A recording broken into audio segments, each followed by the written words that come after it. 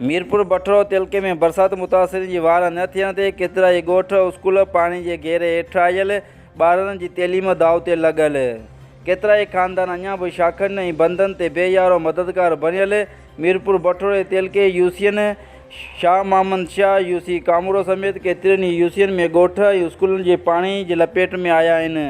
ॻोठनि घेराम खारक में स्कूल ऐं पाणी जे घेरे हेठि अचण ते बिल्डिंग खे ॾार पइजी विया। ॿारनि जो मुस्तक़बिल ऊंधो थियण लॻो। ॻोठ फोटू ख़ासकेली में 2 खां 3 फुट पाणी बीठल आहे। रहवासीन वॾे अज़ाब में मुब्तला थी विया। ॻोठ वाली ॾिनो दिल बसर। ॻोठ मीराणो समेत केतिरनि ई ॻोठनि मां पाणी निकाल न थी सघियो।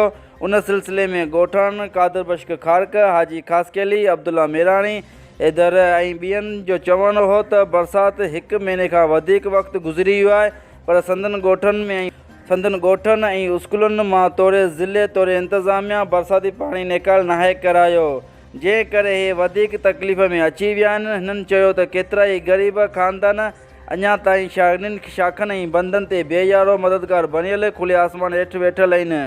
इंतिज़ामिया पारां खेनि खीमा ऐं राशन फ़राहम नाहे कयो।